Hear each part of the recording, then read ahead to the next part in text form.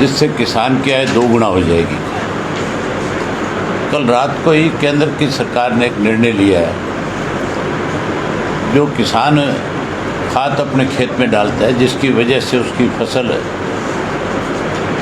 Keeled बढ़ती है, जिससे उसकी फसल को एक ताकत मिलती है, उसके रेट 60 गुना बढ़ाए। जो डीएपी का 1200 रुपये का बैग था, उसकी कीमत इन्होंने बढ़ा करके 1900 रुपये कर दी। जहाँ उसका रेट बढ़ाया है, वहीं केमिकल जो खेतों में छिड़का जाता है उसके रेट भी 50% इन्होंने बढ़ाए। यूरिया के बढ़ा दिए, एनपीके खाद के बढ़ा दिए, और फर्टिलाइज़र जो भी था उन सब के रेट इन्होंने बढ़ाए। अगर सुधार के कानून होते तो फिर रेट बढ़ने की बजाय सब्सिडी होती। ये इसलिए बढ़ाया गया है कि किसान को और ज़्यादा कमज़ोर कर दिया जाए, ताकि वो मजबूर होकर के किसान अपनी ज़मीन जो है कॉरपोरेट घरानों को दे, उनके साथ कॉन्ट्रैक्ट खेती करे। दूसरा, जो प्रदेश की सरकार ने गेहूं की खरीद की जो बात कही थी कि हम किसान का एक एक दाना खरीदेंगे और किसान के खाते में सीधी पेमेंट करें। आज मंडियों में ये हाल है कि मंडियों में बारदाना नहीं है, और बारदाना नहीं होने की वजह से किसान की गेहूं जो है आज बिक नहीं रही। उस गेहूं की पेमेंट, क्योंकि सरकार के 2 अलग अलग बयान थे।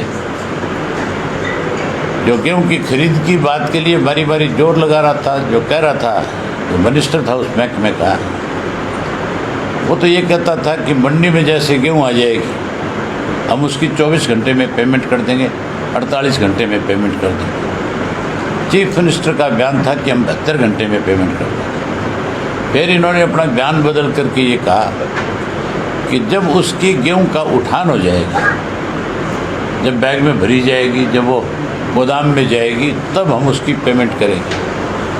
मतलब किसान की पेमेंट को किसी तरीके से रोक करके फिर से उसके ब्याज के पैसे खाना चाहते हैं।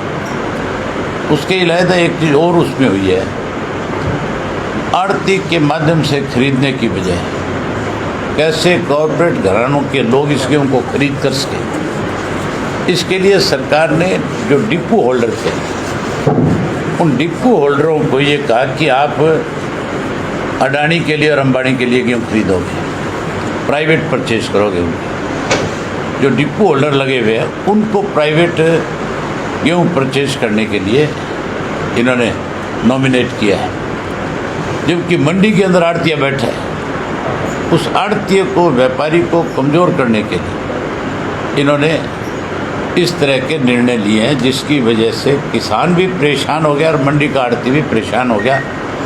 और जो इनकी सोच थी कि हमने कॉरपोरेट घरानों को मदद करनी है, उनको ये सारा का सारा आने वाले समय में परचेज का और कॉन्ट्रैक्ट खेती का काम जो है उनके हवाले किया जाए। आज उसकी शुरुआत हो चुकी है हरियाणा में। उसके अलावा एक बहुत बड़ा भ्रष्टाचार का मामला सामने आया सरकार का।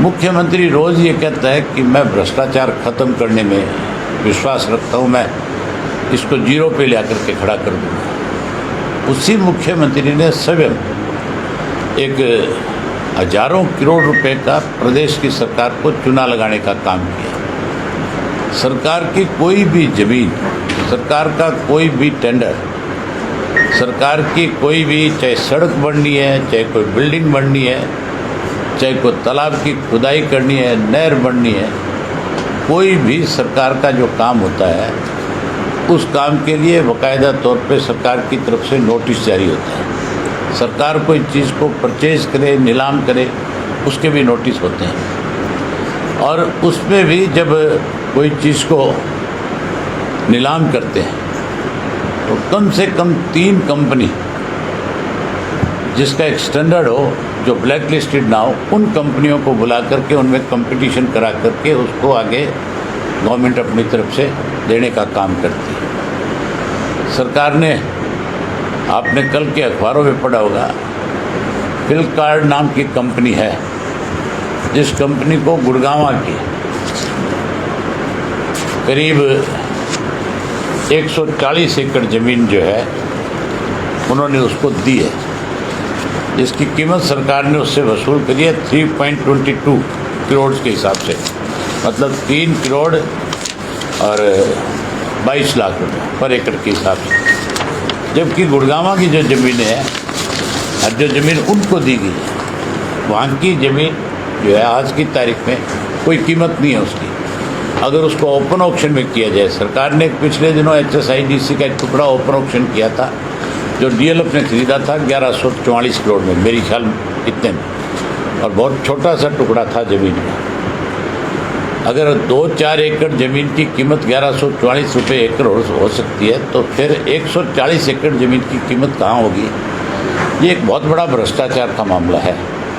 इसमें सारे के सारे लोग सरकार में बैठे शामिल हैं, चाहे वो चीफ मिनिस्टर है, चाहे वो डिप्टी चीफ मिनिस्टर है। इसकी अगर जांच हाईकोर्ट के किसी सिटिंग जज से कराई जाए तो फिर बहुत बड़ा भ्रष्टाचार का मामला सामने आएगा।